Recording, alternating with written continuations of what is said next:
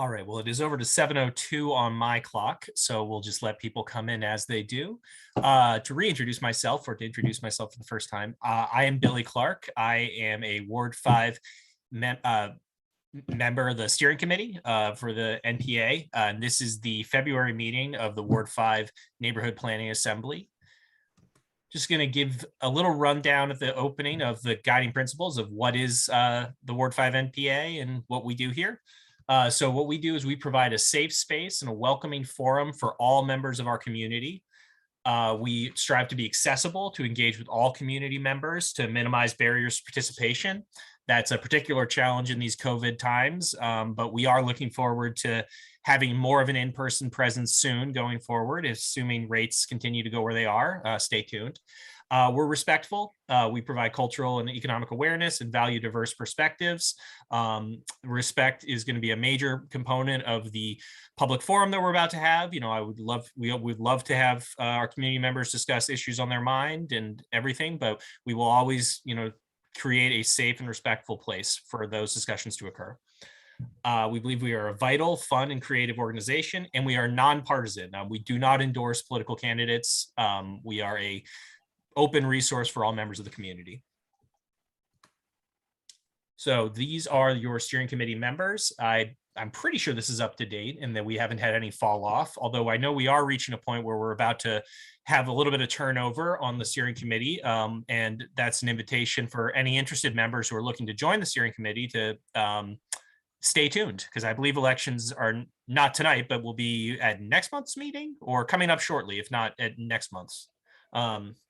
Here's some more information that you can see about the Ward 5 NPA. We've got an amazing website set up by one of our steering committee members. You can always find videos of these recordings afterwards. And we give great thanks to the people at CCTV for helping us out in Town Meeting TV with that. We are using the webinar format. I believe the way that's working is that you'll be promoted to a panelist if you wish to speak at public forum or if you're a presenter. And when you use the raise hand function in Zoom, and then you unmute your mic when it's your turn to speak, and you can choose to have your web camera on or off, however you want to do it. This is our agenda for tonight. The first thing we're going to have is public forum, and we're about to open that up. Just as a reminder, here are the ground rules for public forum. We would ask that you identify yourself when you first speak. So first and last name, if you're comfortable giving it, your residency, street, what part of the ward you're from. And if you are speaking on behalf of an organization, we ask you to, state the organization's name. We do ask you to limit your points to 5 minutes. We want to make sure all voices can be heard. We have dedicated a good amount of time for it, but just want to make sure everybody gets a chance. And I will step in if people are going a little long. And there's just a little thing about our Zoom chat, but I think that will do it. So let's head on over to public forum, and I will, if you just want to raise your hand either via Zoom or otherwise, or just unmute yourself if you're already a panelist, you can get going. And I see David has unmuted himself, so I'll mute myself and you can start us off. Okay, thank you so much. Thanks for the time. David Mickenberg, longtime resident of Charlotte Street, Ward 5, grew up in Burlington, not in Ward 5, but I guess at Ward 1 up by the hospital, so where my parents still live. And thanks for the time. I'm here both as a resident, but also working with the campaign for Yes on ballot item number 5, which is a ballot item that's going to be appearing on March 1st in this election. Everyone has their ballots now, so they can vote now if they want, but it's a ballot item related to eliminating what we would say is archaic, arguably, we think sexist and certainly outdated language as it relates to sex work and prostitution in Burlington. And I'll just read the language to the group. Currently on our city charter, and this would be eliminated, not replaced with anything, but just struck out. The charter currently says that the city has the ability to restrain and suppress houses of ill fame and disorderly houses, and to punish common prostitutes and persons consorting therewith. This went through a process at the city council, was supported. The change and the elimination of this archaic language was supported in the charter change committee, then went to the council, was supported unanimously, and then supported a second time with, I think, just one or two dissenting votes to put it on the ballot. So we think that this language is outdated and really perpetuates some very negative stereotypes and needs to come out of the charter. I will clarify, despite some what I would say is misinformation, prostitution, sex work will not be legal in the city of Burlington once this language is eliminated. There is state law which maintains illegality as associated with sex work, so that state law would prevail in the city of Burlington. It would just take this outdated language off of our sort of founding documents, and I think also create a conversation moving forward about the nature of sex work and whether or not it should be decriminalized. That's a conversation that would happen on a state level, not on a city level anymore. So I'll pause there. I'm happy to answer questions. I know this is public forum, so I don't know if the questions are appropriate, but there could be some questions that people may have, and happy to have folks get in touch with me separately if this isn't the place for it. Thanks so much, David. No, this is absolutely, the place for it. I would Okay. say, I think this can be a part of a spirited conversation. I do want us to be able to talk about other topics as they come up, but if there's anyone who has questions, I see Andy has his hand up. I don't know if that's on this or something else, but if anybody does have questions, they should feel free to jump in. Yeah, David, thank you for that, for bringing this to the forum. And I just, there's been a whole bunch of discussion about this this ballot item, and some of it, some people, I heard people come to city council and say it's gonna, promote sex trafficking. It's gonna do all this stuff. I mean, people who are very earnestly opposed to this. Can you address any of those concerns? I assume you think that it's not going to sort of encourage sex trafficking in Burlington, but could you address that? Sure. Yeah. Yes, I was part of many of those spirited debates. Many of them just, frankly, many of the folks that came from out of state to make this into a sort of a ground zero of this debate, which is happening around the country and around the world, frankly.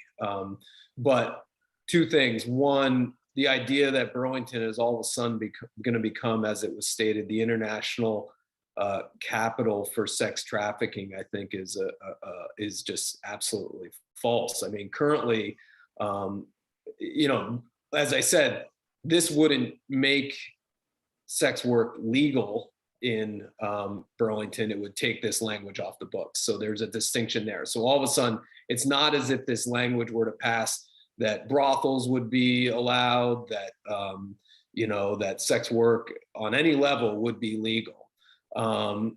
That being said, if you wanted to have the conversation, I mean, I think there's a distortion being made to say that the decriminalization of sex work, were that to occur on a state level, that the decriminalization of sex work means an increase in sex trafficking. Folks that I work with, and from my perspective, decriminalization of sex work is about promoting public health and harm reduction, similar to the decriminalization of drugs.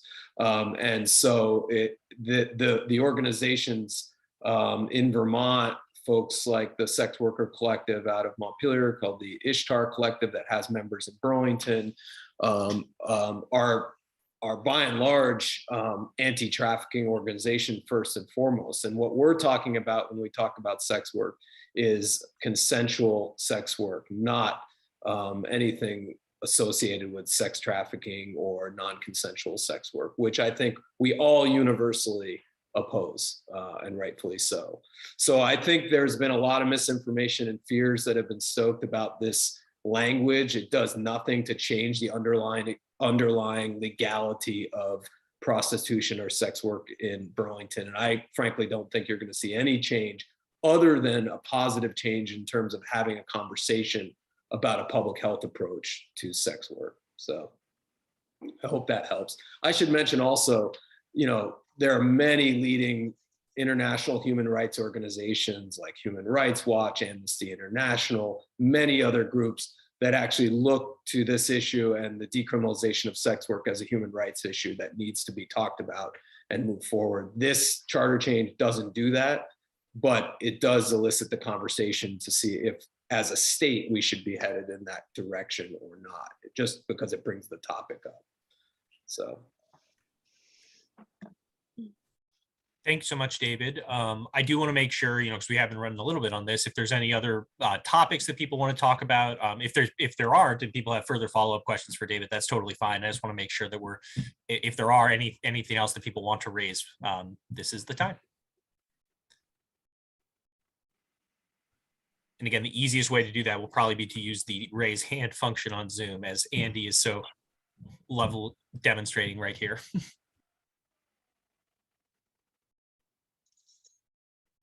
I'm actually demonstrating because I do want to say something else, not about sex work, but if there are other questions about ballot item 5, I would defer to those.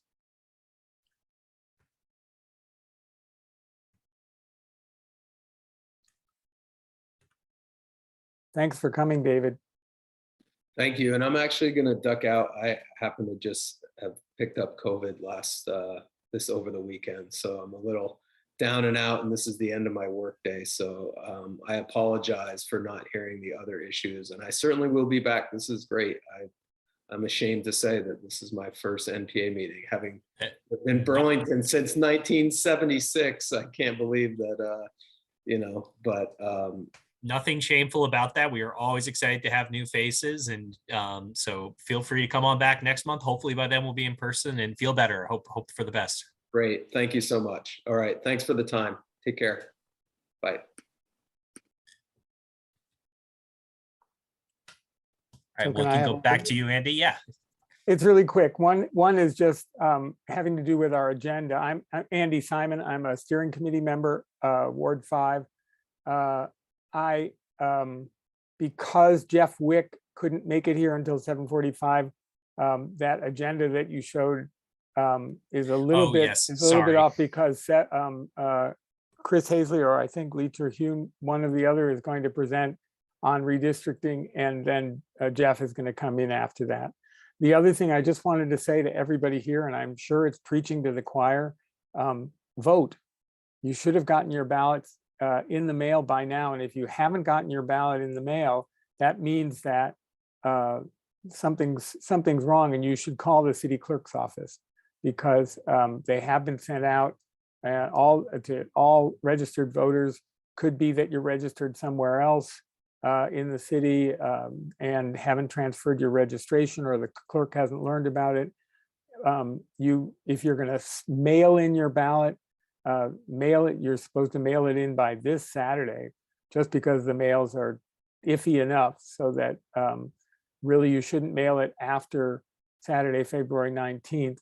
But you can drop them in the drop boxes. There are drop boxes here at DPW on Pine Street. There's one downtown. There are 2 out on North Avenue, and there's one on Mansfield Avenue that I know of. So you can drop them until 4:30 on February 28th, and after that you'll have to bring them to the polls on March 1st. Thank you. Andy, also, anybody that didn't get a ballot, we have same day voter registration in Burlington. So anybody can go to the polls, and if by any chance you're not on the checklist, you can register on the spot and vote. Thanks for reminding me of that, Lee. And one other option, if you forget, you lose your ballot, as I often do, that gets mailed to you, you can vote in person and then fill out the handy dandy affidavit saying that you're only voting once. So that there are multiple options to exercise your right to vote. No excuse not to vote. Thank you.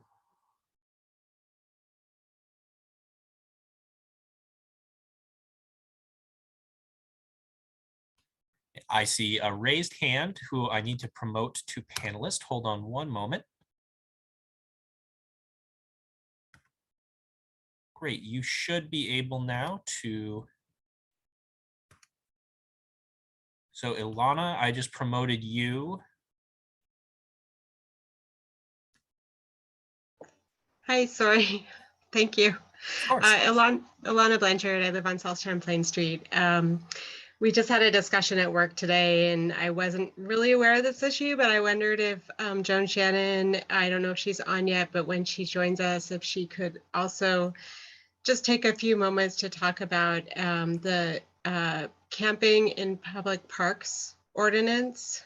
That's, you know, I live across from a park. I'm sure lots of us do. And I haven't really had time to look through the ordinance, so just curious what the status is and what she thinks will happen with it. Thank you. Thank you so much. I do not see Joan on yet, but I do know that she's coming at the to discuss the ballot items later on. I know there has been some news coverage about the new ordinance, and I won't put words in anybody's mouth, but if anybody has knowledge about it on this panel, they're more than happy to jump in. And I see Ben Travers raising his hand. I don't know if it's on this, but I'll send it over to Ben next. Thanks, Billy. And I'm happy to start with that question. So I can't speak to it like a lot of the experts on it quite yet. But the city has for a few years now had a policy in a settlement agreement with the ACLU with respect to camping in public spaces, including parks. That became an issue here relatively recently because there were folks and advocates for the Sears Lane community that were trying to enforce that policy as if it were in our ordinances. And the court came and said that the folks who were trying to enforce the policy there did not have standing to do so. So I'm getting into the legal weeds here, but did not have standing to do so because the settlement agreement is between the ACLU and the city. So really only the ACLU has standing to enforce the agreement, and they were not involved in that particular matter. So there's a couple different things that are going on. One is that there are members of the city council that are wanting to take parts of the existing policy and put it into law. And then there are also members of the city council that are looking to expand upon folks' right to camp in public spaces, including public parks. So this proposed ordinance change was sent to the City Council Committee on Community Development and Neighborhood Revitalization, and they're tasked with reporting back to the City Council on it, I believe, at their meeting in mid-April. I also serve as chair of the Parks Commission, and I can tell you that we will be talking about this issue in the proposed ordinance at our next meeting, which is the second Tuesday of every month. So the second Tuesday in March at 5:30, the Parks Commission will be talking about this, and we've invited City Councilor Joe McGee, who sponsored the resolution, to come there. So Alona, I would more than welcome your coming to that meeting, but I also know that the CDNR committee is going to be looking at it as well. That's actually not why I originally raised my hand. So I was going to mention, as Andy did and as Lee did, the fact that ballots are out. The city recommends that folks mail them back on or by this Saturday. And if you don't do that, to put it in a Dropbox or to make plans to vote in person. But I also wanted to take an opportunity to respectfully ask that when folks fill out the ballot, that they fill it out for me. I've been on the NPA steering committee for 5 years now. It's been a great honor to serve with folks on the steering committee. It's been a great honor now to step up and to run for city council and to speak to so many of you. I know that the NPA hosted a candidate forum last month, so I won't go on at length here, but only to ask that folks consider me in filling out their ballots. And if they have any questions, I'd welcome your reaching out. My email is Ben Travers, just as it's spelled here in the Zoom, at Gmail. So bentravers@gmail.com, or feel free to give me a call. My number is 802-357-2055. So thanks very much. And like Andy and Lee and others have said, I hope that you do vote one way or another. Thank you so much, Ben. And Lee, I see your hand as well, so we'll pass it over to you. Luckily, the next speaker is me, so we're not really intruding on my time. Billy, is it possible to take the screen share off so that we can see everybody who's there? Absolutely. I did not realize that's what was happening. I can see you nice people on my end. Although I am going to put it back up in a second once I start presenting, unfortunately, but we'll keep it going. Okay, great. So that puts us at 7:22. So we are moving on now to the first presentation of the night, which is done by me. So let me figure out how to do that. This is me stepping out. This is not being done as me as a steering committee member, just me being done as a lawyer with too much time on his hands. And what this is going to provide is sort of a brief overview of where things stand with the access to Calahan Park from the Birchcliff neighborhood. It's been brought up at a couple of the public forums, at both at this and in the context of the Calahan master plan that's being crafted. People are concerned about who's responsible for this space, who's responsible for the upkeep of this path. And so this is mostly just to start the conversation again and maybe get a couple of wheels turning. So let me, unfortunately, start sharing my screen again so that I can get my nice presentation up. Hold on one moment.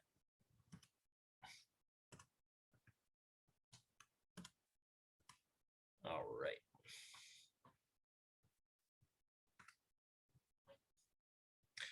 Okay, so this is just going through the access to Calahan Park from Birchcliff. In case you don't know, let me get the presentation view on. There we go. Okay, so can everybody see the slides? Okay, cool. So this is Calahan Park, as you well know. And what we are discussing right now is the path right on Linden Terrace and Cherry Lane, the corner right there, of access to the park from that neighborhood. Here's a little handy arrow that I've done pointing out where that is. And here is what it looks like from the street. As people who have walked it will know, and as you can tell from this picture, it is a very narrow path with fences that are starting to collapse and asphalt that is at times buckling. So people have rightfully been wondering who owns this and how do we maintain this? And what I'm going to do is my understanding of the city's position on this. I'm not speaking for the city as I do this. This is just for what I've seen from public statements and from what we've heard at previous presentations.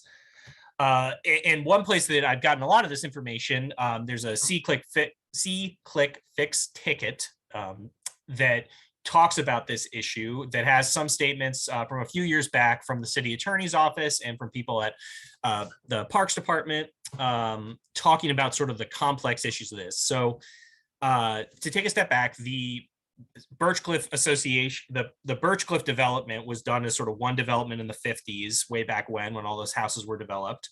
And at the time when that development was done, this little path was built that would access then South Park. As I'll show you shortly, there are several deeds that show that the original owners of the whole subdivision, that was the whole development, deeded that little strip of land to a group called the Birchcliff Dwellers Association, which all historical facts indicate may have never existed and certainly does not exist today. So this, back in 2017, the city attorney took the position that the access path was private property and that the city had no legal authority to improve the path. Just like any other piece of private property, it is a piece of private property. And as you get into the deeds, you can understand how that can be a view. And my understanding was, as of 2020, this was still the Parks Department's position. And I believe, from hearing from people tonight a little bit, I believe that's still the position, that this is, if owned by anyone, it's owned by this Birchcliff Dwellers Association. Well, let's go to the documents and we can show sort of how that all came to be. So this is the deed that shows the Champlain Realty Company, a Vermont corporation, for the lovely price of 10 or more dollars, deeding a strip of land 5 feet in width to the Birchcliff Dwellers Association. And I won't make you all squint. I'll blow up the text that's there. So this is the relevant text. And what I've got here are the sites to the big volumes at City Hall if you want to go dig through the land records yourself. It's a strip of land 5 feet in width. And it talks about how the transfer is made for the purpose of use as a passageway by pedestrians, and the grantee, so in the Birchcliff Dwellers Association, its successors and assigns, has the duty to keep and maintain said passageway unobstructed and maintain a suitable fence along the easterly side. So according to the deed, it would look like this Birchcliff Dwellers Association would be the ones who are obligated to perform the upkeep. If it never existed, that becomes a strange situation where a organization that never existed was given a piece of land and told to upkeep it. I did trace it back. So this was the city's position, that it was owned by the Birchcliff Dwellers Association. I did trace the documents back slightly, and as you can tell, there was the whole plot was owned by this group, by Robert and Ada Arnold, and that whole plot was then given to Champlain Realty Company, which was the developer of the Birchcliff Parkway development. And Champlain Realty Company took ownership of that strip of land. This is the same language that you just saw on the previous page. And Champlain Realty Company definitely was an organization. They had directors. They were the people who developed the properties. So that is an, if no longer extant company, which I don't believe it is, at least was an extant organization at one point, unlike Birchcliff Dwellers Association, which may have never existed. The other fun wrinkle in all this is that Champlain Realty Company set up a whole bunch of protective covenants that govern Birchcliff Parkway as a group. I don't know if these are observed at all or if there's anything that's done with them. I want to talk to some of our Birchcliff neighbors to see if they've encountered this when they've tried to do renovations and things. In fact, the covenants themselves created an architectural control committee that's supposed to review all developments that occur in Birchcliff. I don't know if that exists or if it has ever held power, but there were people specified in it.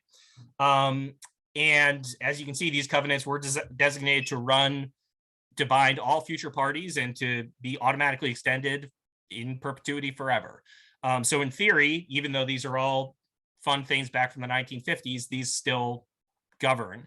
And the reason I point out these protective covenants is this provides a potential avenue whereby the Birchcliff neighborhood could come together and maybe adopt resolutions where they either create the Birchcliff Dwellers Association or create some sort of designated people who could do these things, what have you. I guess one thing I should do as a caveat here, I am a lawyer with too much free time, but there's no client that I have here. This is just the research I've done to sort of start a conversation as a member of the community. I'm not trying to provide legal advice to anyone or speaking on behalf of the city or anything like that. So for next steps that I envision, I think I plan to do a little bit more research to figure out whether Champlain Realty Company has existed. Well, I know it has existed. Does it continue to exist? And if it doesn't continue to exist, does it have successors who exist? Because if it has successors who exist, in theory, they may own that plot of land. Because if Birchcliff Dwellers Association was never created, then the deed to them was like deeding your house to Mickey Mouse. It just doesn't really work. But again, there's a lot of intricacies here. I think we also want to keep engaging with the neighborhood at Birchcliff and see what do the neighbors want to do here. I mean, this is a pressing issue for our community, and I don't just want to punt on a bunch of legal niceties. We do want to figure out a way to maintain this important piece of access to a park, in particular when this park is about to be undergoing some, major renovations to make it an even more valuable part of our community. I also think this conversation presents a really good opportunity to renew conversations with city council members to see if there's any creative approaches and, ways to get people to the table to discuss creative solutions to these issues. So with that, I'm going to stop sharing my screen and see where I'm at for time. I'm 1 minute over. Am I 1 minute over? Am I supposed to be doing this in 10 minutes? I think so. But I will see if there are any questions that we can try to address quickly. And again, if people want to use a raise hand function, that's probably the most efficient way to ask a question, if there are any.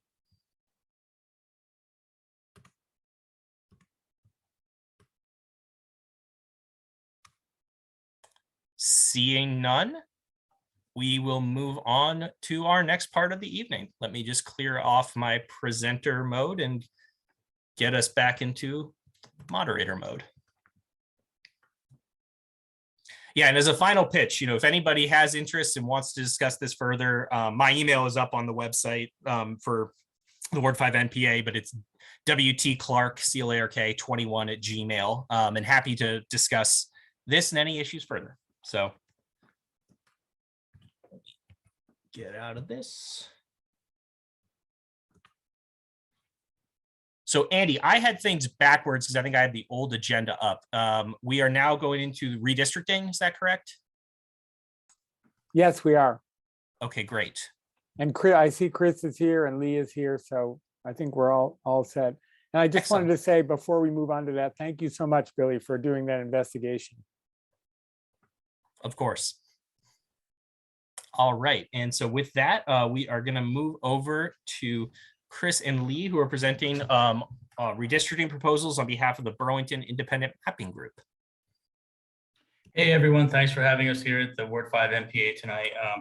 As Billy had just mentioned, we're part of the Burlington Independent Mapping Group. I guess you could say we're redistricting enthusiasts. We've been following the process and listening to the public input, and been drawing some maps. And we're not affiliated with the city. We're a grassroots citizen based kind of organization, and we've put together a couple of mapping proposals that we feel reflect a lot of the concerns and issues that were raised in the public process, including the argument for reestablishing the downtown ward, which was I guess taken away, for lack of a better term, in 1967 as part of the urban renewal project. So I've got a little bit of a PowerPoint here. I'll probably be tag teaming with Lee a little bit.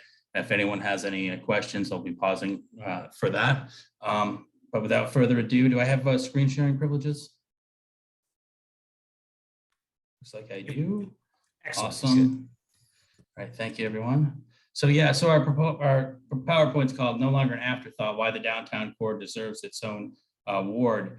Kind of captures the feeling of a lot of folks who live downtown and kind of like to restore our voice as a community of interest. So in terms of beginning the process, we started with the statutory requirements about population, because that's really what this is all about. And I suspect most folks are familiar with the redistricting process. For those who are not, it's a process that takes place every 10 years at the federal level. And here in Burlington, we're also taking a look at our ward maps.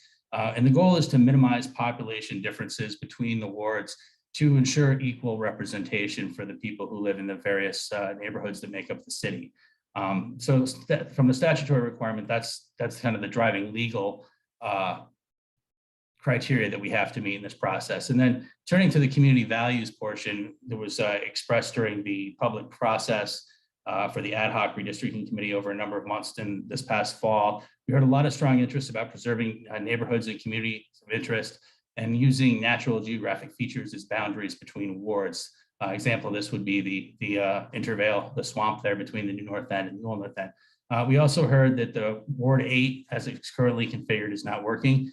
That's not to say that people didn't like 8 wards. A lot of folks did, but the way that Ward 8 is currently drawn now has been a little bit of a concern for a number of folks. So there was a desire to balance students more evenly across the wards. One of the things that was a challenge when we got into this is the actual drawing of this. Now, I kind of came into this late back in early January, and I said, "Oh, how hard can this be? This can't be too difficult." And we heard nostalgia for an old 7-ward map, so I'm like, well, I need to learn the software. We'll draw that map and see how it goes. And when I got into it and realized it's part of it's an art, part of it's a science, but it's a lot more difficult than I would have thought on the surface. And a large reason for that difficulty is the way that the census blocks were drawn. So to give you an example, we have some census blocks which are as few as 50 people in them. And then we have other census blocks, such as those over on the eastern part of the city, part of the University of Vermont campus, with as many as 2,600 people in them. So, you plop that one down, that's, takes up a pretty big, significant portion of the ward. So you have to kind of build around it. So it's a little bit of a juggling game of trying to maintain the population while simultaneously trying to keep neighborhoods together and using with all sorts of various size building blocks, if you will. So that was the challenge that we had come in there. And because of that, that's ultimately how we had ended up on the 8-ward configuration here. We felt that the math simply worked better on that. Now, with the number of wards, each ward gets a target population, which is essentially the city, total population of the city divided by the number of wards. And in an 8-ward map, that magic number comes out to be just under 5,600 people, which is just about what it was 30 years ago. And one of the goals that we had as part of our map, the proposal that we've put together, is we wanted to address and unify the King Street, Maple Street neighborhood here that is currently split between wards 3 and wards 5, which I think is, for you guys, it's kind of the northernmost border of your ward here. And that was a particular of concern from an equity perspective, in that it is one of Vermont's most diverse neighborhoods, and it is Vermont's largest community of color. So there was a desire there to kind of unify that neighborhood as it had been historically as part of the downtown ward. Additionally, we wanted to preserve the Buell Street, Bradley Street Historic District, which is primarily home to a large off-campus student population with a smattering of longtime residential homeowners as well. So those neighborhoods, along with the actual downtown core and the waterfront, are what constitute, in our proposal, the downtown ward. That ward does have a historical precedent. It largely follows the historical boundaries dating back to the city's founding. And it was in existence again right up until 1967 when it was discarded as part of urban renewal. Do you have any questions so far? Anybody? All right, okay. So with respect to the proposed Ward 8 configuration, again, new Ward 8 would give the downtown core meaningful representation. The gerrymandered ward, the salamanders, folks like to call it, would be eliminated. Old North End, New North End would retain their traditional boundaries. Lakeview Terrace would remain in Ward 3. University Terrace would end up in Ward 6 per the residents' request. Edmond Middle School would remain the Ward 5 polling location. So Ward 6 polling location. Thank you, Lee. So why specifically 8 wards? Well, as I mentioned before, 8 wards maintains a balanced population across the wards. It preserves our neighborhoods and communities of interest. It addresses a number of concerns voiced by the community. And again, provides downtown with a voice. It also balances the student population evenly across the wards. And also balances the on-campus and off-campus residents in wards 1 and 6. And that's particularly important. We've heard from a lot of feedback from the folks in those parts of town, and under the mapping proposal that we're putting forth is kind of our best effort. Those 2 wards would be about 60-40 split evenly, with about the same number of on-campus students with off-campus residents as well. And again, that target population is about 5,600 residents per ward. So again, one of the things we had heard from folks is why go with the small wards? Why not go with a different number that has a larger ward, maybe like 4 wards or 5 wards, which would be much larger geography and a much larger population. And this short answer is residents, preferred the smaller wards. They liked having a direct relationship with the city councilor. And, for those folks who are involved in campaigning, it's certainly a lot easier and less costly when you're going door to door, and it makes things more personal. It also facilitates meaningful relationships with your councilor and facilitates services. And it provides for diversity of representation. And I think another factor is the fact, folks of modest means can be candidates, that if you don't have a lot of backing or a lot of financial resources, you can still participate in the process.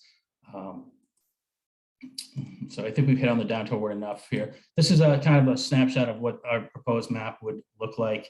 I did want to call out specifically this little corner down here where the bobbin mill is. So this census block here is a huge rectangle that extends from Maple all the way down to Lakeview, and that's one big ward, and the population's up here. So ideally, we want to draw the line kind of right about here to pick up the bobbin mill as part of the the King Maple Street neighborhood there. So any questions thus far? So anyways, back to the student issue.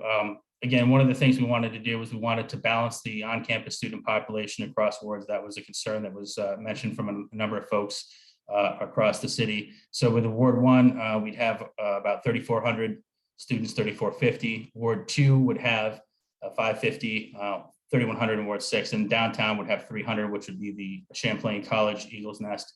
This is the breakdown for Ward 1. We're going to have, in the 2 campuses here. Ward 2 would pick up the Trinity campus, Gene Mance Residence Hall. Ward 6 would retain the Redstone campus and all the Champlain housing. And again, Ward 8 would have the Eagles Landing residence. So in conclusion, the 8-ward map works well for a number of reasons. It addresses a number of community concerns, balances population across multiple wards, preserves neighborhoods of communities of interest, uses natural geographic features as boundaries, and it distributes our student population across multiple wards. So that's it for the PowerPoint presentation. I'm going to stop the PowerPoint now and pull up a map for anyone who is interested. I'd like to see that. Lee, did you have anything you'd like to add here at this point? Well, I'd like to see a whole map. So we see not only the new downtown district, but where the other maps configure around it. And I'll be pulling that up here in just a moment.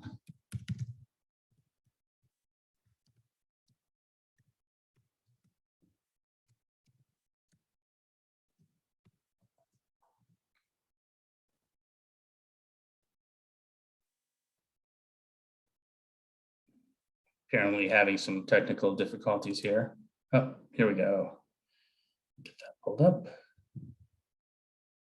Alrighty.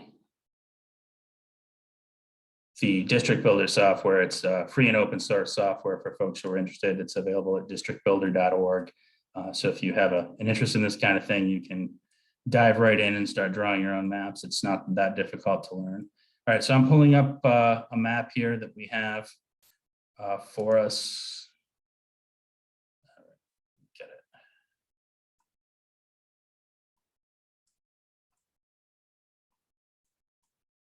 All right. Do a quick screen share here.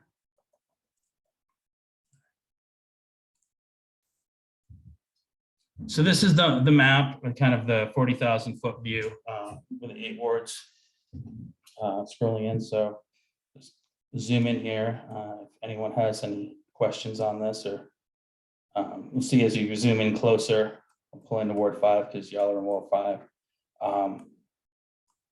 You can kind of see the streets and some of the features here. So this was the long census block that I mentioned previously. So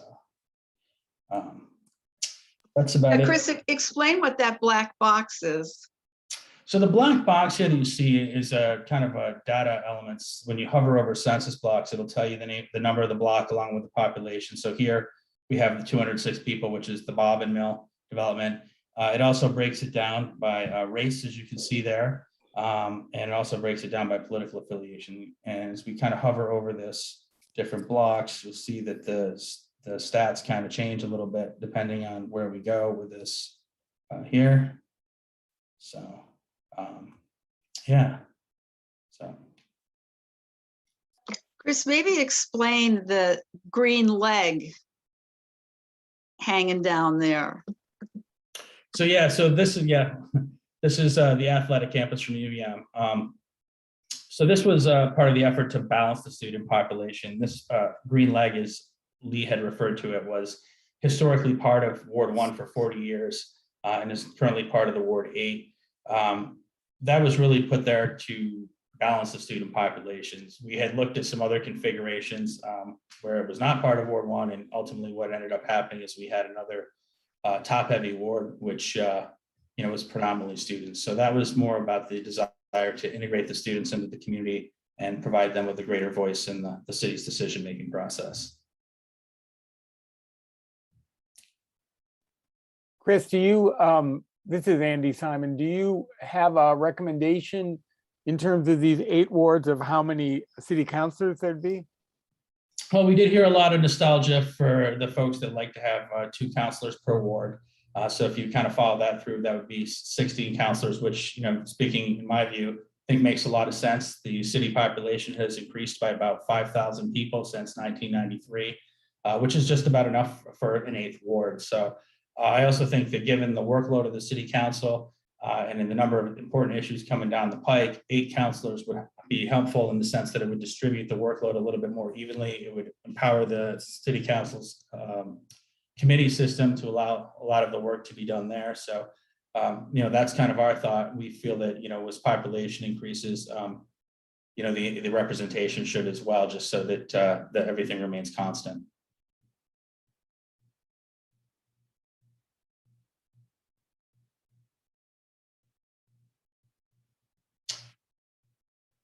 Well, that's all I have for everyone. So what's the next step with redistricting in terms of how will your input potentially impact the decisions that are being made?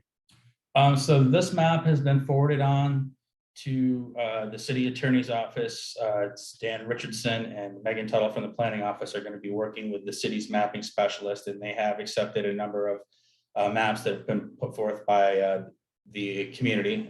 So we've asked for this one to be included with that. And then it's going to go on, as I understand it, to the city council. We'll be making some decisions here within the next few weeks with the ultimate goal of putting a proposal on the November ballot. And then if it passed there, it would be sent out to the legislature for approval, as it would be a charter change. I'd like to expand upon that a little bit. There's city council and there's a board of civil authority. The board of civil authority is made up of the city councilors plus the mayor. So apparently the way Burlington's going to do this is that the city council is going to look at maps and they're going to propose a plan and they're going to submit that to the board of civil authority. The board of civil authority can then make changes in it and they will approve of a plan that will go to the voters. And it's at that point that if the voters in Burlington don't like that plan, they can vote it down. If they vote for that plan, it then goes on to the legislature for approval because it's part of our city charter. And because it's part of the city charter, that's why residents get to vote on it. So you'll hear people saying, oh, why bother have to do all this every 10 years? Let's just not put it in the charter so they don't have to change the city charter. Well, if it's not in the city charter, residents will not have an opportunity to vote on it. Oh, I see Nancy has her hand up. I just wanted to say, for transparency, I'm here as the NPA steering committee member, but I am also the city mapping specialist and I have received your maps, but it's helpful to hear you explain them too. Oh, awesome. Yeah, I think giving context certainly helps. You see a map and it's like, hey, we've reached the final destination, but without hitting all the, the bumps on the way, it's on the journey, it's sometimes hard to understand. So I appreciate that as well. I'm glad to meet you.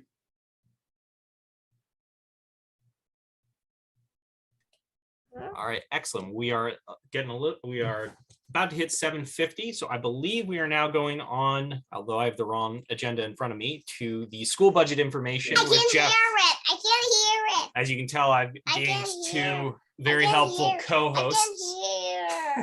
I can hear. So I'm going to go on mute. I can hear it. Thanks so much. Can you hear me? Oh, good. All right. Well, I love all the kids here tonight. Chris, could you stop sharing your screen so we can go back to the. Thanks.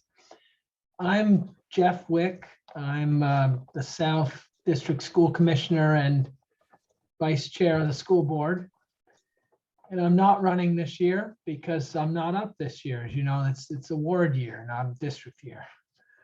Anyway, I'm here to talk briefly about the school budget. I guess we've all received our ballots in the mail, which is wonderful. I've already mailed mine in. You probably have too. Who knows? But in any event, I'll keep it simple. As you may know, our current fiscal year, our current school year's budget is approximately $95 million. And the one we're proposing on the ballot increases by about 3% to 98 million. And the increase is not due to any programs we're adding or that sort of thing. It's sort of the, sad to say, the natural increase in certain types of costs, such as wage growth, health insurance, and utilities, things like that. We do have some federal funding, COVID-related funding, that does allow us to do some new spending on student well-being and things like that, but that is not part of our budget that's on the ballot. So also, we estimate that based on a couple of factors, as you all know, the school budget translated to the tax rates is kind of complicated. It's not just kind of complicated, it's definitely complicated. It has to do with different variables, but the odd thing is, apparently there's a very large surplus this year that was unexpected in the state's education fund to the tune of about $90 million. And unless the governor and the legislature together decide to use some or all of that 90 million for other purposes, some of which they may, we don't know, we might not know until March or maybe later, I'm not quite sure. But in any event, if they don't use it for other purposes, our finance department estimates that the tax bills, the school portion of the tax bills, the school rate, education rate, will actually decrease anywhere from 6 to 8%, which would be just wonderful news. But I'm not going to count my chickens yet until we find out whether the legislature and the governor are going to keep that money in the ed fund or whether they're going to decide to put it elsewhere. So not bad news on the school tax rate front as of the moment. Also good news is we in the Burlington School District are running our 7th consecutive year of a budget surplus. And so we're actually proposing, or our proposed budget, it further limits the impact on taxpayers by applying $2.1 million of our previous year's surplus towards this new budget. And this does, for better or worse, I think better, this does include $600,000 of that $2 million surplus to support some improvements to the downtown Burlington High School that are needed to make it a better learning environment than it is, maybe some sound control and that sort of thing. So I think that's a good thing as well. What else is important to say here? So I think those are the high points. So if anyone has any questions about the budget, I'm happy to do my best to answer those questions. Thank you.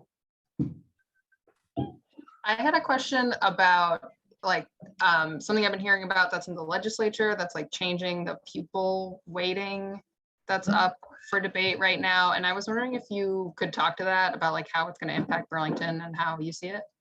Right. So I am not an expert on it, and I might guess with this group here, some people know more than I do about that. But I'll tell you what I know, and then others could certainly chime in. As you all probably know, there was some study done at UVM in conjunction with some other expert in the field, and they determined that the current student weighting, you know how not every student is weighted like a 1, if you will. Some students, I think that has to do with poverty and things like that, get more heavily weighted to like a 1.2. And so that translates to something called the equalized pupil count, which incidentally, I did want to mention this. There is one little trend that's a little concerning to me, that our equalized pupil count in Burlington went down this year, maybe just under 5%. And you know, that means we don't have as many students effectively as we did last year or the year before. So it's interesting demographically, you know, whether that's going to level out and go up again, we never know. But anyway, back to the student weighting thing. This UVM study decided that the weights, we don't give enough weight to those who need extra services. And therefore, it's really not fair or equitable, the current, the weights. What are the weights? The weights then tie into the budget formula at the state level.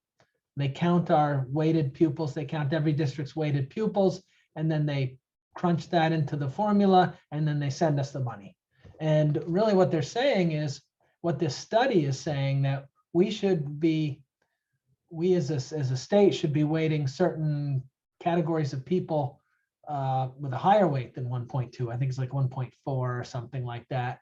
And if that were the case, that would send more money to districts like Burlington and Winooski, who, you know, there's one metric in school district parlance called free and reduced lunch. And that's sort of a, you know, that's sort of a proxy for poverty. And I think Burlington School District has 50% free and reduced lunch. You know, we in Winooski have some of the most, you know, highest free and reduced lunch counts. So anyway, so there was this push to switch, and the legislature's taken it up. I think last year they put together a law that said, okay, this has got to be studied by some group of legislators, and then the group comes back and makes their recommendation. And as you probably know, I'm actually not exactly sure where that is, but they didn't really, that group did not accept the UVM study. And they instead kind of did something else that we're not sure what they're doing yet. So I don't think that, I think that's still an open question as to what they're going to do. But it didn't seem like they were going with the study approach, which really would have benefited Burlington substantially, as far as I understand it, in terms of more money into the schools. Okay, got it. So it sounds like it's not going to affect, you know, it might take some time to actually implement. Yeah, I think it's a work in process. Okay. Oh, Thanks. and there's Lucia. Hi. Nice to see you, Jeff. Good to see you. Good luck with your campaign. Thank you. I didn't see anyone else on the ballot. I think that's a good thing for me. Maybe not for civil discourse, but for me. Well, any other questions related to the budget or schools in general? I'd be happy to try to answer them. Picture right there. Why is always that All picture right, well. there? Oh, so when we're off mute. Thank you so much, Jeff. Really appreciate that. Winnie wants to introduce the next person who's going to come on. This is my daughter who wants to introduce the next person who's coming on. So Winnie, can you say we're having the Great Streets Main Street concept design presentation? What's that? Well, we're about to find out from Olivia. Olivia's going to tell us about it. Can you say hi to Olivia? Hi, Olivia. All right, great. Now I'm going to go try to put this one to bed, but thank you so much for being here, Olivia. I'm really looking forward to hearing it. Thank you. I'm also here with my colleague Laura Wheelock, who's helping manage the project. So give me a moment while I share my screen. Let's have about 1 million tabs open.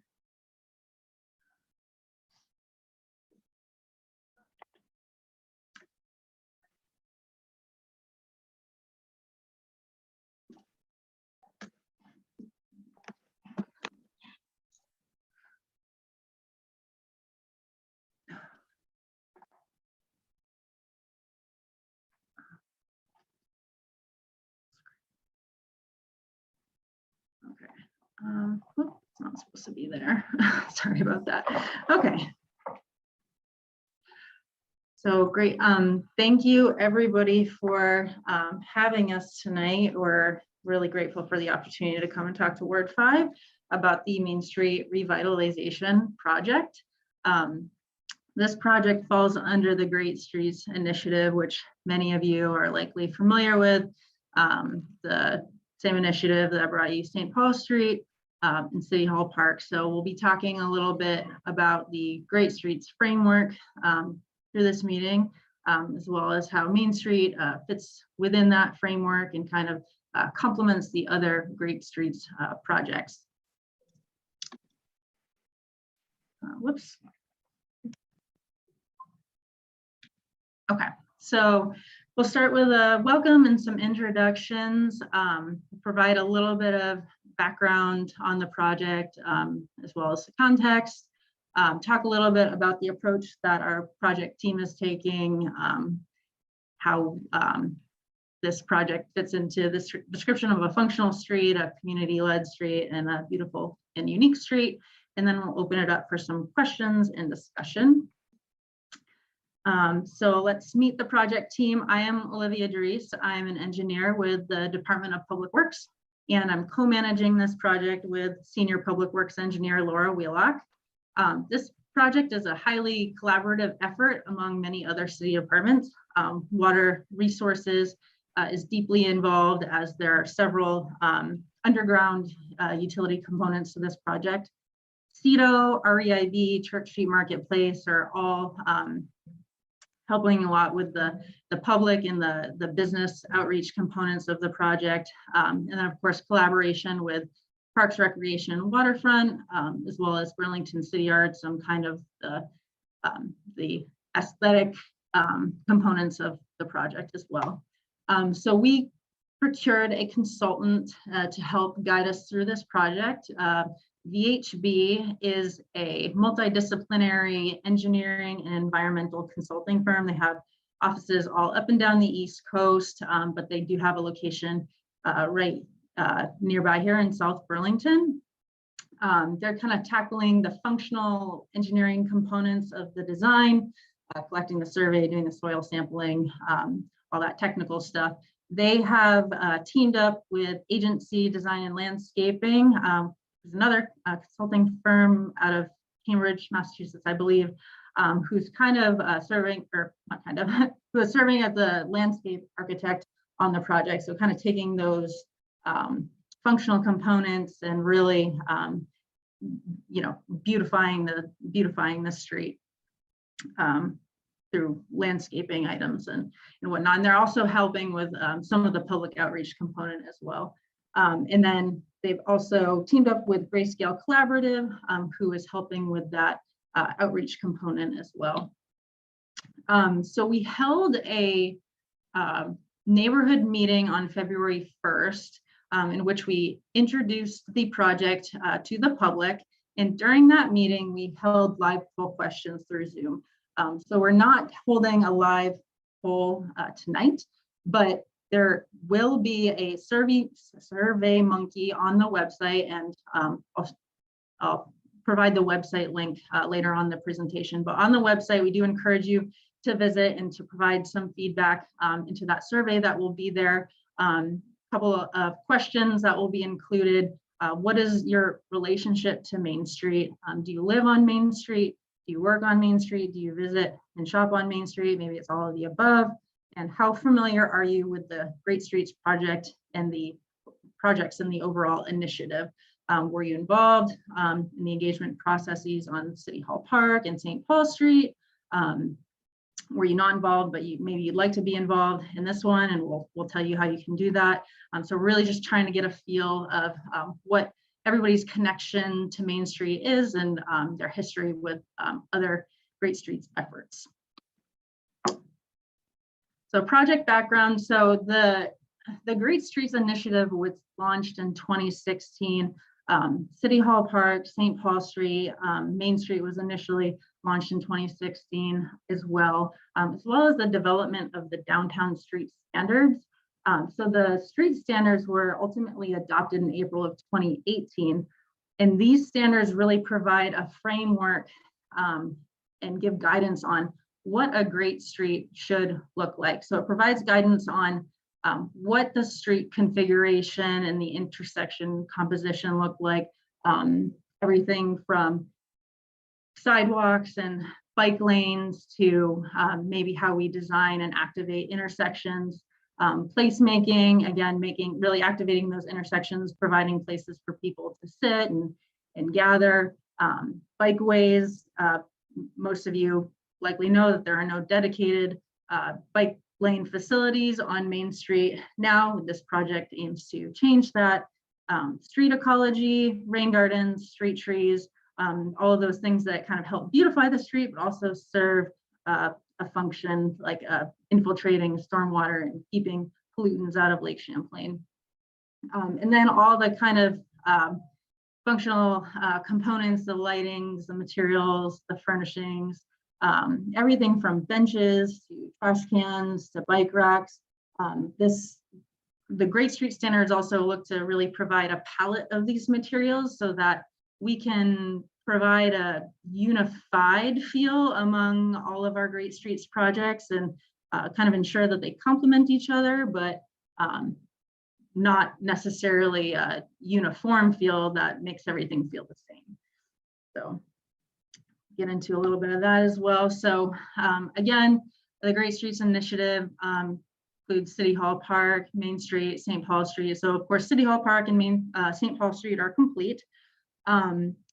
Main Street is really looking to provide a strong connection between all of these projects, between the downtown core and the waterfront, as well as the street heading up to UVM over here. So this project will span between Battery Street and South Union Street. So that's 6 blocks total, that's 7 intersections, 6 of which are signalized. So pretty big effort, and we'll get a little bit into like how we focus on these individual blocks a little bit as well. But so project approach. So as mentioned, the Great Streets Initiative in Main Street was originally launched in 2016. So in 2016, there was a kind of a basic concept developed, and you're looking at it. It's important to note that this is not the final concept. That is still very much in the process of getting designed, but this really provides an idea on how we incorporate those components of the Great Streets design standards. So again, obviously two-way traffic, parking on either side of the roadway, rain gardens, dedicated bicycle facilities on either side of the road, tree belts with pervious pavers to help infiltrate stormwater, street trees, and then some soil cells underneath, underground to help optimize and promote tree growth and health. If you've been to the St. Paul Street lately, you've probably noticed that the trees there are doing really well. They're thriving. Those use that same soil cell technology. So we are obviously looking to include that on this project as well as wider sidewalks on either side of the street to really ensure that we can serve users of all ages, needs, and abilities. And also pictured here, you see those activated intersections, which provide seating, trash cans, things that really just enable people to gather, maybe eat their lunch, wait for a friend, watch the sunset. So kind of making the intersections, like activating them to make them more of a destination rather than just like a place that people pass through. And again, this should help kind of support many of those businesses on each block as well. So our consultant has kind of divided the project approach into 3 main components. We kind of touched on these already, but first you have the functional component, which is really those engineering technical components, the unique and beautiful aesthetic components, and the community-led components. And we'll dig into each of these a little bit. So what makes a street functional? Again, providing facilities and really rebalancing the right of way to serve everybody who uses this street. So pedestrians, cyclists, transit riders, vehicle drivers, business and property owners. So we're establishing safe connections, strong crosswalks to serve cyclists and pedestrians and make sure that people can get from A to B safely. Providing sustainable transit options, and again, really activating these areas for people to wait and promote the use of public transportation.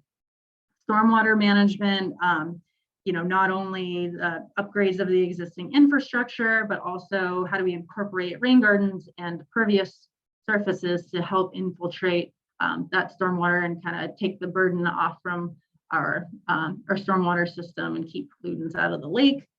Creating placemaking, we talked about a little bit at the intersections, really providing a place for people to gather. supporting local businesses, curbside uses, maybe incorporating some flexible spaces along the curb to, maybe some parklets or some outdoor seating to really support those local businesses. And again, providing amenities that are accessible to people of all ages and abilities. So this is kind of a visual breakdown of those three components as well. So the functional components that we talked about, this is a top to bottom project. So I've been talking a lot about the stuff on the surface, but we also have a huge amount of work we're looking to do underground. So that includes upgrade of all the underground infrastructure, some real utility relocations. The existing water line, the water line existing on the street is the original water line. So it's about 130 years old. So this is a great opportunity to get in there and do some work, make that the most cost and time efficient, in the most cost and time efficient way possible. Stormwater management, street lighting, again, all the things that make the street function. And then you have the other components, which we'll get into a little bit here, the unique and beautiful components, street furnishings. How do we support the beautiful, original architecture along Main Street? Street trees, creative signage, accessible, attractive paths for everybody to use. And then the community-led components, and this is really like some of the aspects that we're really taking a lot of feedback on, is how to make the street feel comfortable for all users and everybody of different abilities. How do we kind of support the storefronts to make them more vibrant, attractive, and how do we kind of just support everybody who will be looking to use these facilities. So the unique and beautiful component. So we are recognizing that Main Street can almost be divided into a few different sections. So you have the waterfront gateway, kind of have this middle transition period between that gateway as well as the market core, and then the hillside gateway.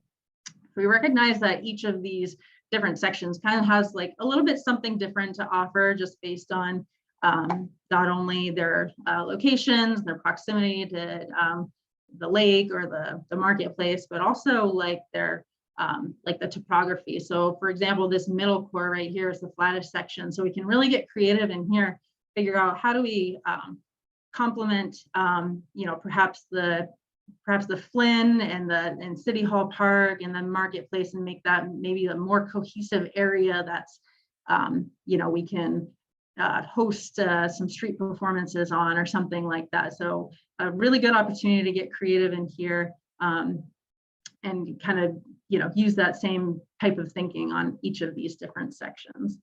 And then we have the community-led component.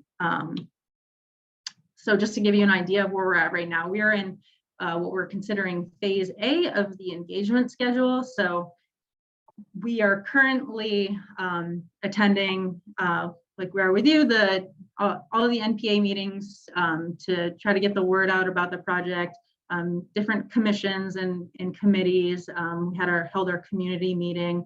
We're also hosting some focus groups for those more smaller, like tight-knit communities. So if you haven't really heard anything, about the project yet, that's not unusual. This is really we're really just launching this engagement process and trying to get the word out. And there will be many, many more opportunities to engage over the next several months. So phase B will include that a more final concept design that will be bringing to a second community meeting to present, and eventually more leadership meetings to kind of vet for approval.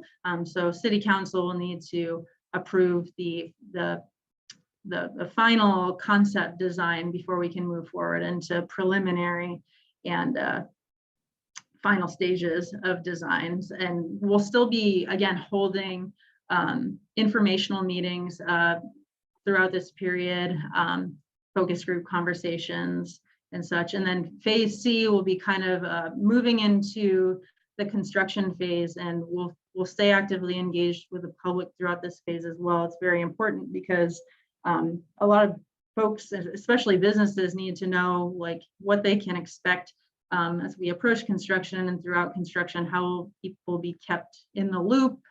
We're really, and we're also starting to collect that feedback now, but that will be really phase C of the engagement process.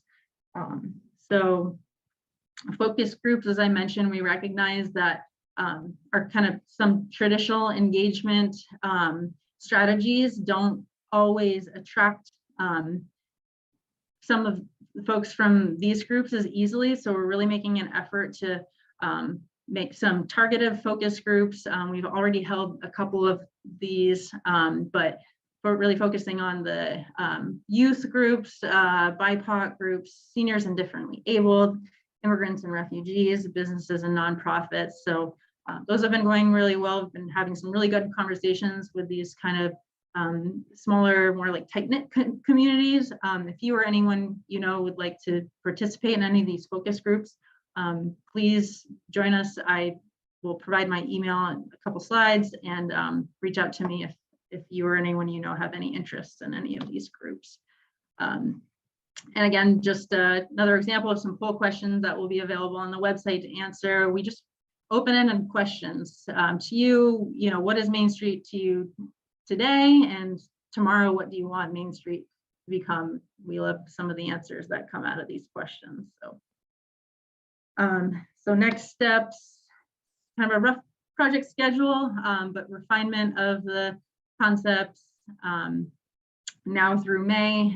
May we hope to get to the City Council to vet and obtain approval on the concept. Design and permitting, May through summer of 2023. We anticipate construction beginning in fall of 2023.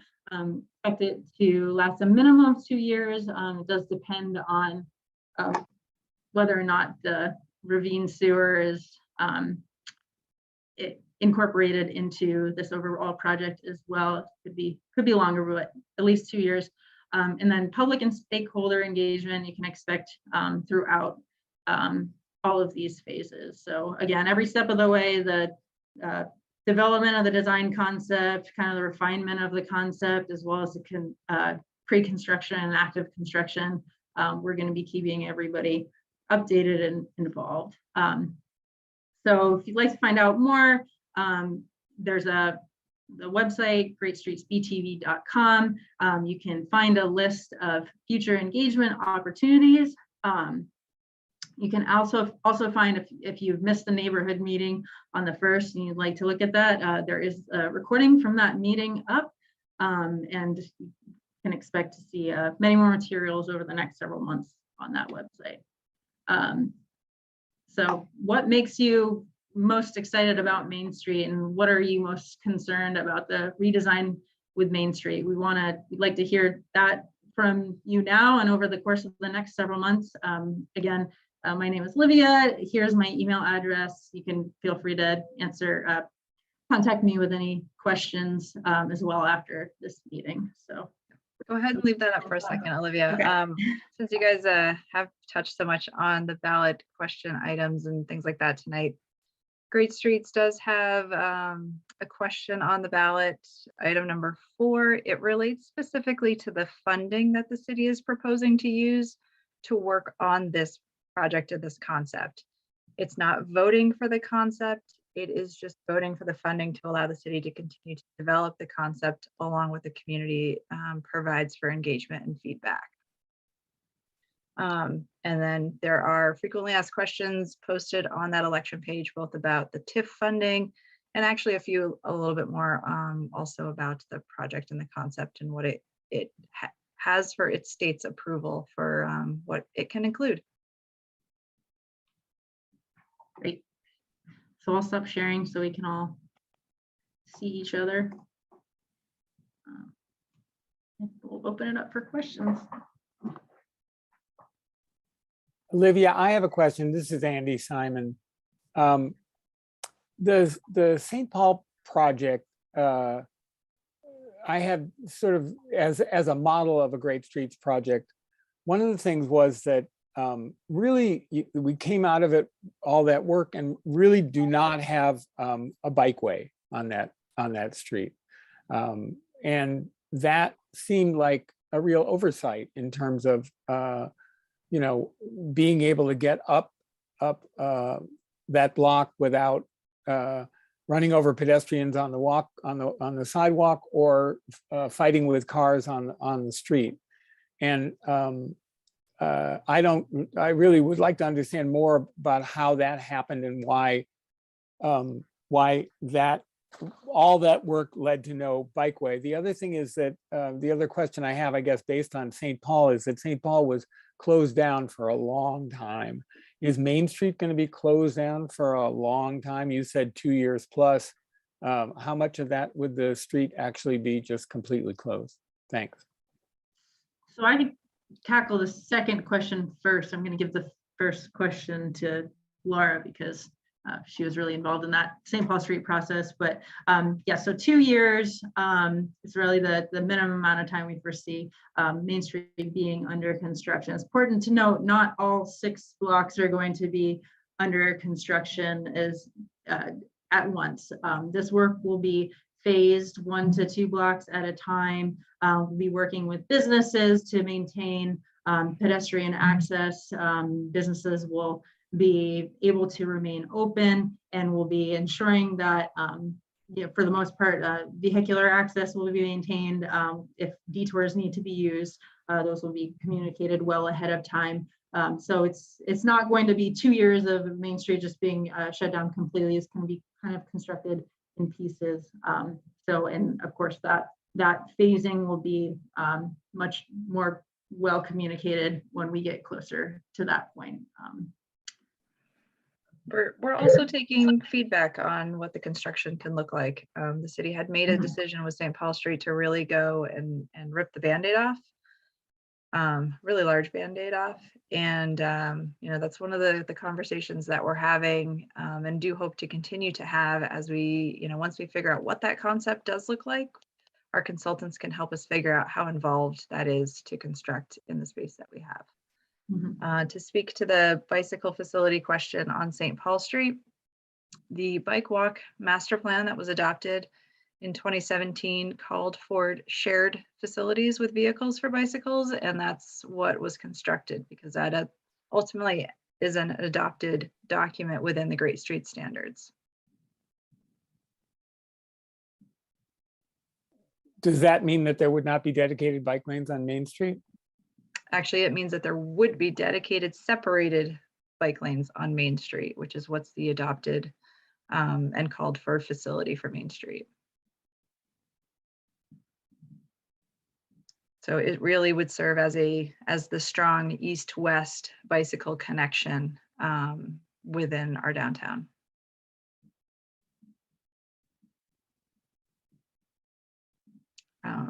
We lost our moderator, so maybe the next question.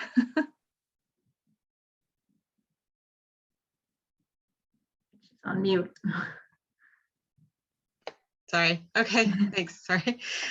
So I missed the meeting. I had another meeting that night, which could not be rescheduled. So I just had a few comments about, I don't know if you have concepts yet or if they're available. I haven't actually gone and explored on the website. It's kind of on my long list of things to do.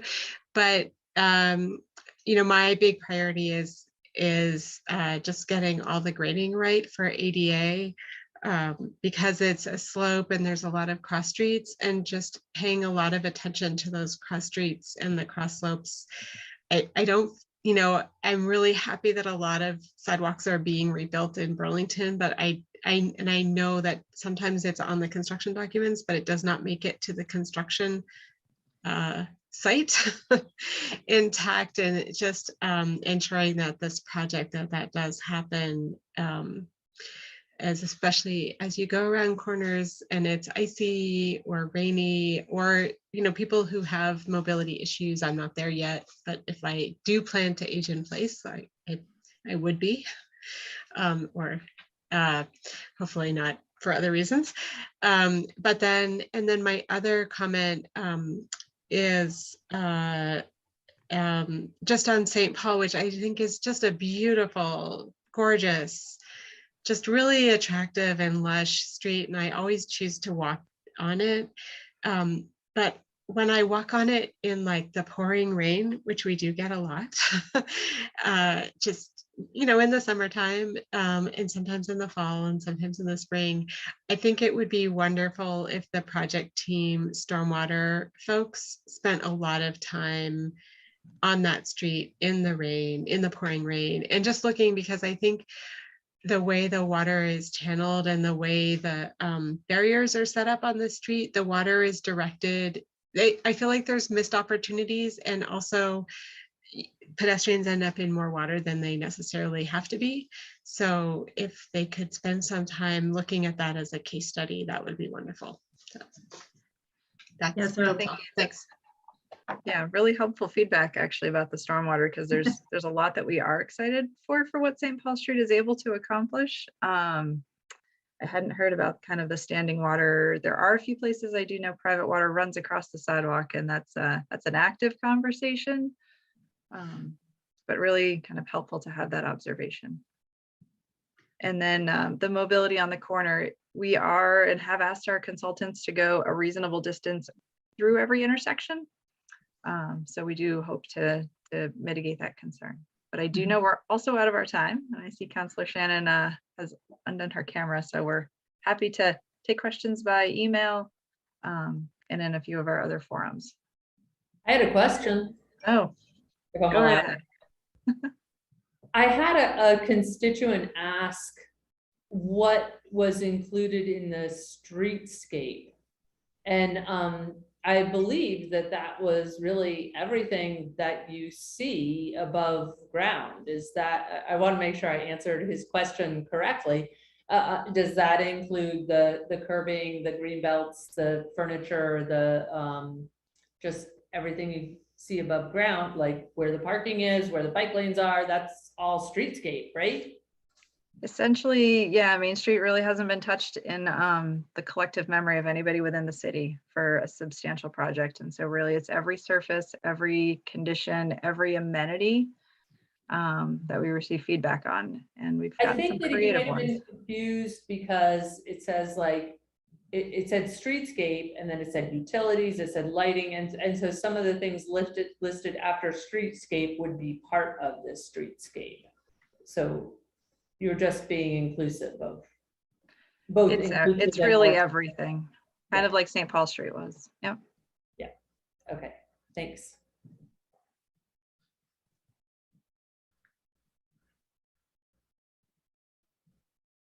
Having lost our moderator, I think we should go on to the last section, but thank you very much, Laura and Olivia. And just encourage everybody to direct questions to them directly about the Main Street project. Yeah, we do like to tell people that, you know, Main Street is everybody's street. You know, it's not just the people who live immediately next to it. This is Burlington's community street, and we do want to make sure we hear from everybody and that they feel that they can be heard. Thank you. Yep. Thank you for having us. Joan, thank you for coming and for being willing to talk about these other two ballot items. I think we had originally a long presentation by REIB, and they dropped out of this month, and it seemed like a great opportunity to be able to talk to someone about the ballot items, the sort of big ticket ballot items that are coming up. So you're on. Well, thank you for the invitation. I apologize. I like to be here for the whole NPA, but I had another Zoom meeting before this, so I'm sorry I wasn't here for the rest of the meeting. So you just want me to present on the general fund tax increase in the capital bond then, correct? That would be great. Yeah. Okay. So the general fund tax increase has a lot to do. It has a lot to do with COVID. revenue shortfalls as well as increased expenses due to a lot of inflation, the same pressures on the workforce that affect all of the private sector, where we have seen various businesses shorten their hours because they can't get staff. All of that is, of course, affecting the city as well. And the city is far less nimble than the private sector at adjusting their pay scales and doing all the things that they need to do to attract applicants for the jobs that we have. So in addition to that, there are also COLAs that are going, the COLAs are going up faster than that they have in the past because of inflation for all of our city staff. So the biggest part of the general fund tax increase is for wages and benefits. I thought it might be helpful. I'm sorry that the screen sharing was going to be too complex, but I did print out. And you have to tell me which way it goes. Is that right side up? That is right side up. Excellent. Sorry. So you can see where all of our expenditures are here with the largest one, get my version here too. Oops. Sorry. I'm trying to find my version of this. I can read it to you, Joan, if you'd like. That's okay. I know roughly. So the $5 million for wages and benefits, the 1.25 for the REIB staff, that was originally funded through COVID funds, but that needs to be reworked into the general fund as it's an ongoing initiative of the city. And I would just add that we have a lot of open positions in the city. And I would encourage if you know anybody looking for a job, to go to our HR site, look at our job listings. There are many openings. I know we have a lot of refugees coming from Afghanistan. I've been encouraging people to look there to see if they might have, there might be some opportunities with the city there. We have a great benefits package, but we have to pay people a fair wage in order to hire people, as well as for all of the reasons of basic human needs. And we are making sure that the livable wage is applying now to all workers, where it hasn't always applied to all workers. We're extending that to all workers. So there's a lot of benefits for the workers of the city, but also a lot of benefits to the citizens of the city, because obviously we need those workers to provide all of the services that we all enjoy. And these are very basic services, like we need people to fix the pipes when they freeze in the streets. We need people to plow our streets. The residents of Burlington, I do think, if we talk about cutting anything, the residents of Burlington don't want us to cut any services. And I think that we have done a pretty good job managing our finances, and there's broad agreement on the council for this regarding this need for a general fund increase. Do you want to stop on that one, or should I go to the next one and take questions? I think that we should see if there are any questions on this one, actually. Anybody have questions about this first item?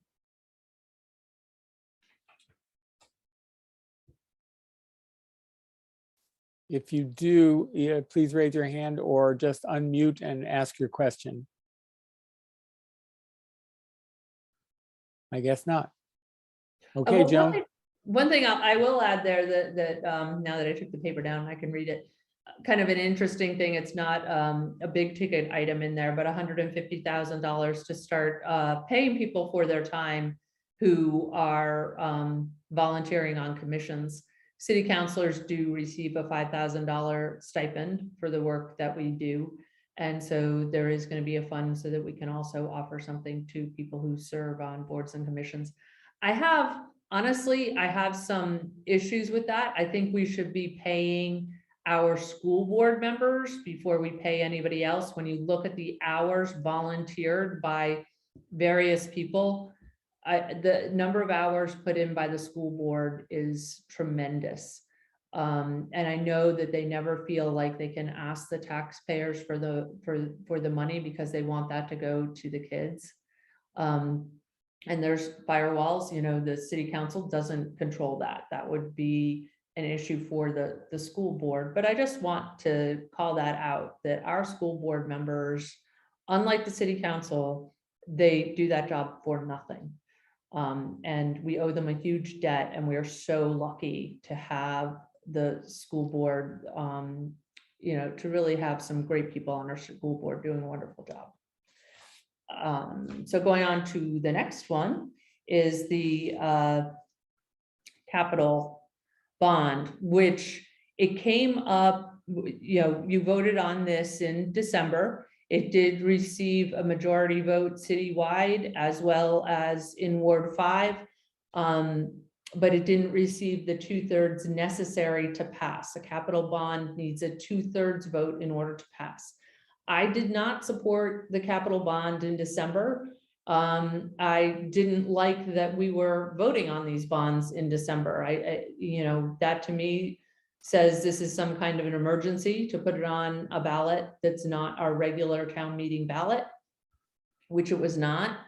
And I didn't think that the funds were well enough defined. We were expecting federal money. We didn't really know,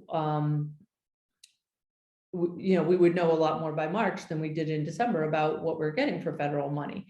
So we do know more now. We don't know everything. The ask has been tightened up a lot. One of the things was the $10 million for memorial that was on the previous question. That's been pulled back to, I think, $1 million for memorial. You know, the $10 million, we didn't really know what they were going to do with that $10 million. I mean, certainly there's well more than $10 million of work needed on memorial. So, but it wasn't defined. In this, the major changes in this current bond, there's more money in the local match for grants category. So previously there was 3.5 million in that bucket. There's now 4 million in that bucket, which is great because that is probably the most essential money in here, because that's the money that's going to leverage those federal funds. So spending that money saves us a ton of money. There's $2.2 million for fire trucks, which is the same amount as was voted on in December. Fire and police emergency radio system, they found another way to pay for some of that. So that went from 4.3 million to 4 million. Sidewalks is the same at 2.7 million. Streets and bridges, they did identify some other funds for bridge repair. So this is the biggest reduction, is the streets and bridges went from 3.9 million to $2 million. So it's almost a $2 million cut there, almost cut in half. Transportation and safety improvements went from 2.5 million to 1.5 million. So that includes traffic calming, bike pedestrian projects, just some street upgrades. And there's also some of that can come from federal funding. Some of the money that has been cut there, the hope is that that's going to be made up with the federal funding. So that is, I think, the summary of the capital projects bond. There is, of course, a cost to deferred maintenance. So in voting no on this, are we really going to save ourselves money, or are we just kicking the can down the road? I am supportive of this bond and very happy with the work that the administration did to get it down to something that's more accurate and more reasonable in my view. I can take questions if anybody has any.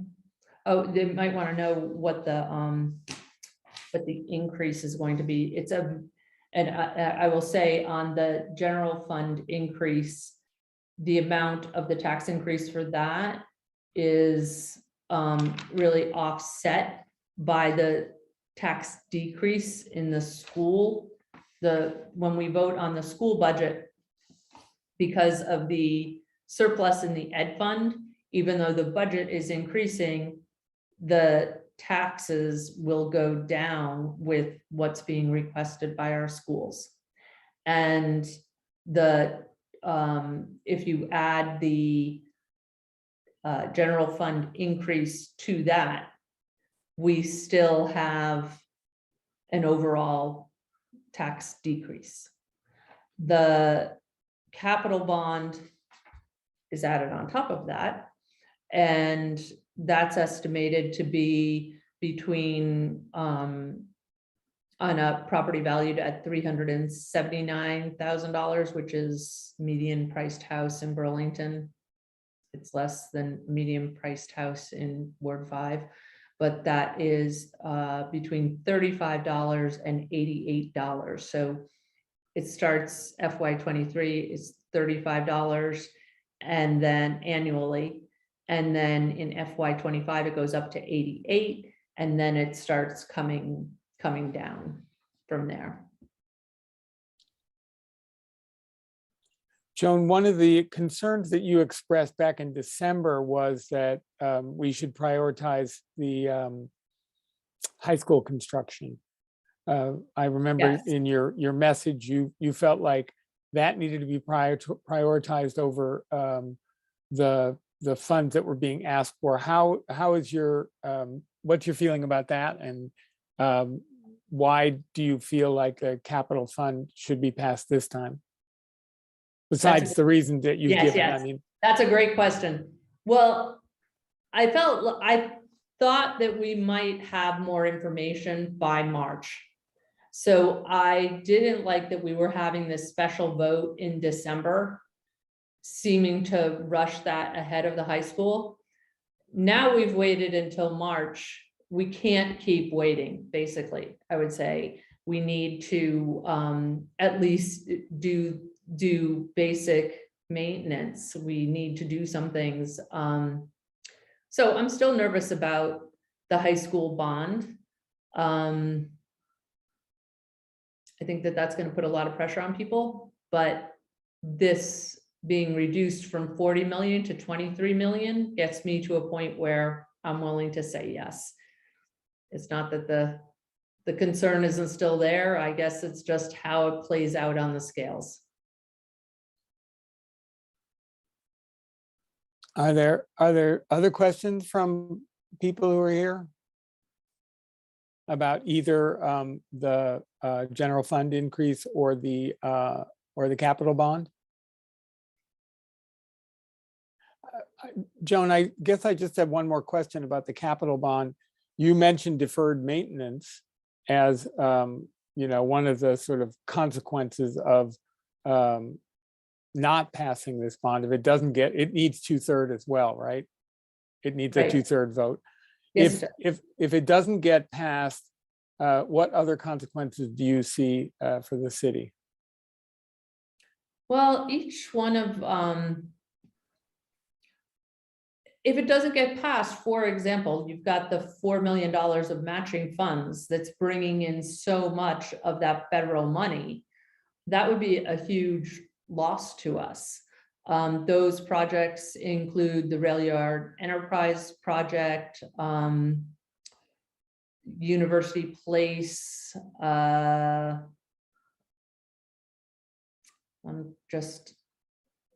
There's matching funds for bridges at North Beach, Rock Point, and Queen City Park.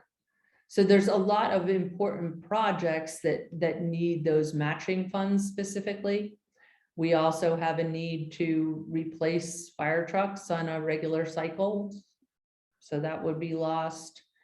Upgrading our communication systems, those are the kinds of things that, you know, we would be foregoing until we figure out something else. But to me, the biggest loss would be the in the matching funds category, where we have to pay a small percentage of a project cost to get the grants to pay the bulk of the project.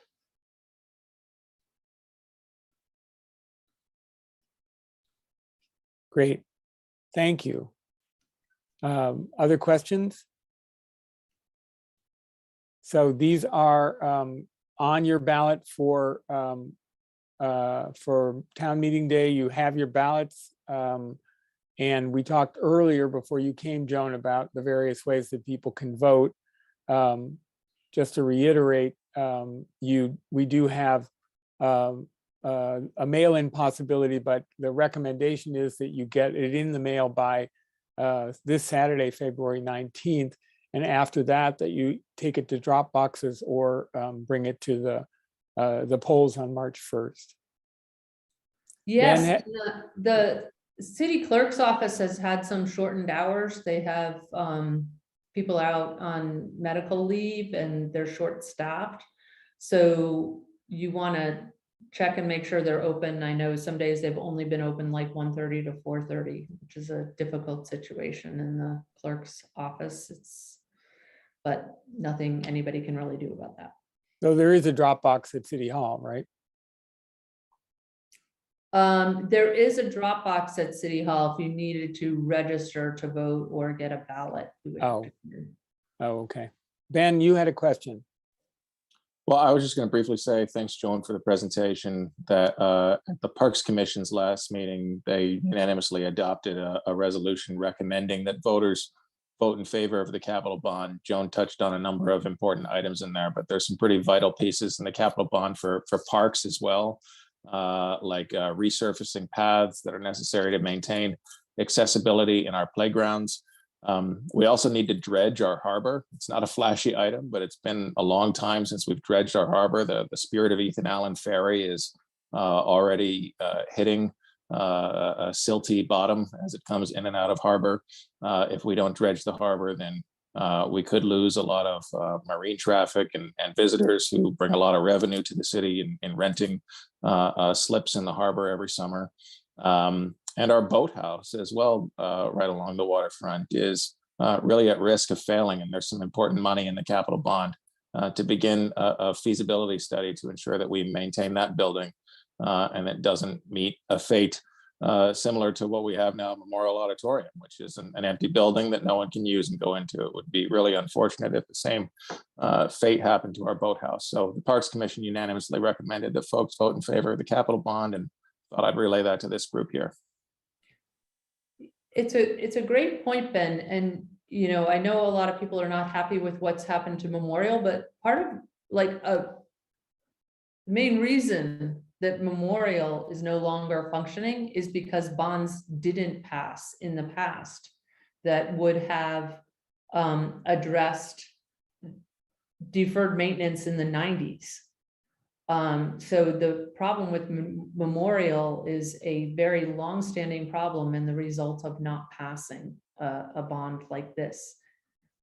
There's one other thing, Andy, that you didn't ask me to present on, but I wondered if it had been covered, and that is question 5 about the charter change to regulate sex workers. Actually, David Bickenberg came to present at public forum about that in favor of ballot item 5, and took a few questions that came up from that. So I think we've covered that. Okay. I'm assuming you were in favor of that item. Yeah, I was, but I will say it was quite controversial at the city council. Like, people came from all over New England. People actually came from Massachusetts to a city council meeting that was on Zoom, because they were so concerned about this issue. There's a lot of concern about a trend towards legalizing prostitution, and that this is a first step towards legalizing prostitution.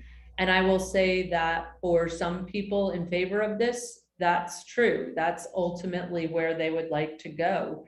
For myself, that's not where I want to go, but I can't use that to justify keeping really awful arcane language in our charter that's not useful to anybody. This is not used to prevent sex trafficking. It's just not needed. So I do agree, but just wanted to add that flavor of what we heard from a lot of people who are working with victims of sex trafficking. They did bring forward a lot of concerns. Thank you. David, when he spoke about it, did point out and answer questions about the sex trafficking aspect of it. And he made it clear that taking this language out of the city charter does not legalize prostitution, and that prostitution is prohibited by state law, and that would, legalizing prostitution. Ultimately, he acknowledged that there were people that wanted to legalize prostitution, but that would be a state decision and not a city decision. Is that your understanding? That is my understanding. We could, of course, have a charter change that legalizes prostitution, but that is not what this is. Great. Thank you for bringing that up. Are there any other questions before we close? Joan, thank you so much for coming and talking about the ballot items. And anybody who missed part of this meeting for various reasons, it will be, the recording of the meeting will be up on channel 17 CCTV and can be reviewed that way. Thank you very much, everyone, for coming tonight. Our next meeting is the third Thursday in March, which I think is March 21st. And I hope to see you all there. Thank you very much. Thanks, Andy. Thank you. Bye, everyone. Thanks.